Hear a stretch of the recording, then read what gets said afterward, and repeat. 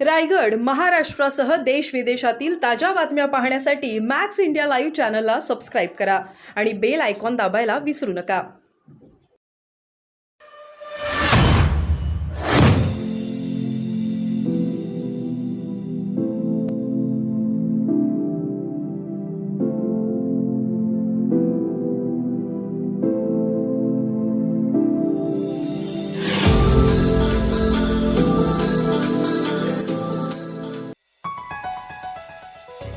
सुधागडात Vasudha society विरोधातील आंदोलन चिघळणार।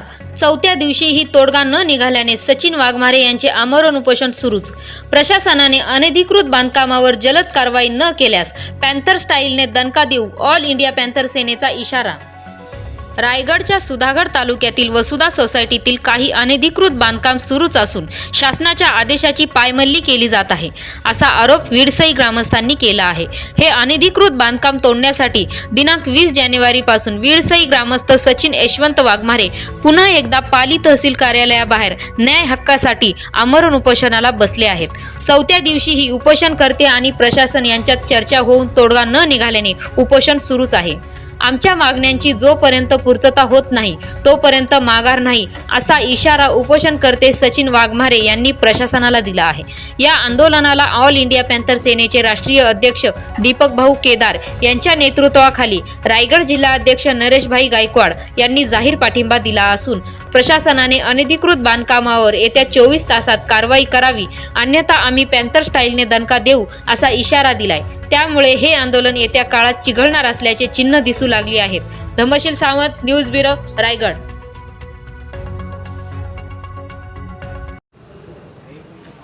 आमरण उपोषणाला सचिन वाघमारे बसलेले आहेत तहसील कार्यालयाच्या बाहेर। काय सांगाल, ऑल इंडिया पॅन्थर सेनेची भूमिका आता सध्या चौथ्या दिवशी काय आहे?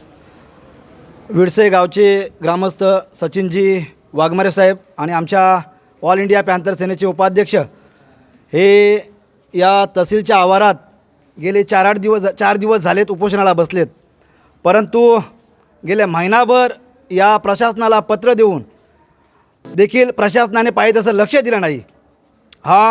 एक 4-5 महिन्यापूर्वी आमच्या सचिन वाघमारेंनी उपोषण केलं होतं आणि त्यांना लेखी स्वरूपात या तहसीलदारांनी पत्र दिलं होतं की बाबा स्ट्रक्चर हलवला जाईल आणि जी काही अनधिकृत बांधकामं आहेत ती सगळी बांधकामं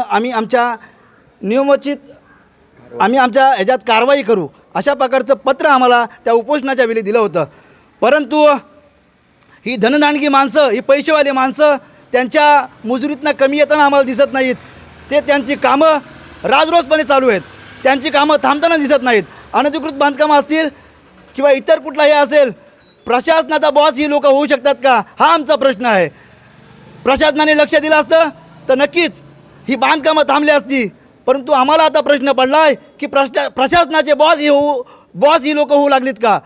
मी यांना प्रश्न विचारतो, आज आम्ही 4था दिवस होऊन देखील आमच्या बांधवाची प्रकृतीची चौकशी करायला आलो तर त्याला त्रास होताना दिसत आहे। किती अजून ही लोक वाट बघणार, आमच्या मरणाची वाट बघत आहेत काय, असा प्रश्न आम्ही यांना विचारतोय।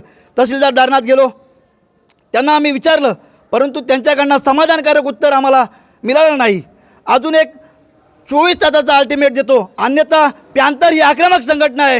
राष्ट्रीय अध्यक्ष दीपकभाई केदार यांच्या आदेशानं आणि रायगड जिल्ह्याच्या वतीनं मी सगळ्यांना सूचित करतोय, येत्या 24 तासात जर का प्रशासनानं लक्ष दिलं नाही तर आम्ही पॅन्थर दणक्यानं ते जे काही बांधकाम आहे कायद्याच्या चौकटीच्या बाहेर जाऊन आम्ही तिथे तीव्र आंदोलन केल्याशिवाय राहणार नाही आणि त्याला सर्वस्व जबाबदार इथले प्रशासक असतील, इथे मी सांगतो आणि इथेच थांबतो। जय भीम, नमो बुद्धाय। आज आपण पॅन्थर सर्वजण तहसीलदारांच्या दालनामध्ये बसला होता, नेमकी काय मागणी आपण केलेली आहे? आज 4 दिवस झालेले आहेत की प्रशासनाने मागच्या जो उपोषण झाला त्या उपोषणानंतर हा प्रशासनाचा पत्र माझ्या हातामध्ये आहे आणि ह्या प्रशासनाने पत्र दिलं होतं आणि पत्र दिल्याच्या नंतर सुद्धा ते उपोषण आम्ही थांबवलं। प्रशासनाचा एक आम्ही आदर करतो, ते उपोषण आम्ही थांबवलं आणि ते उपोषण थांबवल्याच्या नंतर एक 6 महिन्याचा कालावधी गेला आणि त्या कालावधीनंतर त्या ठिकाणी जाऊन बघितलं तर जे बांधकाम चालू होतं, जे स्ट्रक्चर होतं ते बांधकाम हे चालूच आहे। हे बांधकाम अनधिकृत बांधकाम आहे आज मला या जे गावकरी लोक आहेत, जे विडसाई गावचे सर्व लोक आहेत, त्या लोकांनी प्रशासनाच्या लक्षामध्ये आणून दिलेलं आहे की साहेब त्या ठिकाणचं अनधिकृत बांधकाम चालू आहे. आणि आज त्या ठिकाणचं सचिन वाघमारे विडसाई गावचे आज प्रशासनाच्या दालनासमोर 4 दिवस झाले उपोषणाला बसलेत. आज हे प्रशासन या ठिकाणी डोळे झाकून बसलेलं आहे. मला या प्रशासनाला सांगायचं आहे, सचिन वाघमारे हा एक व्यक्ती आहे, हा एक माणूस आहे. त्या माणसाला वेदना आहेत की नाही? तुमच्याकडे त्या माणसाकडे जाण्यासाठी या ठिकाणी वेळ आहे की नाही? तुमच्याकडे तुम्ही माणसं आहेत, आम्ही सुद्धा एक माणसं आहोत. अरे तुमच्याकडे काही संवेदना आहेत का नाही? आज 4 दिवस तो व्यक्ती या ठिकाणी उपाशी आहे.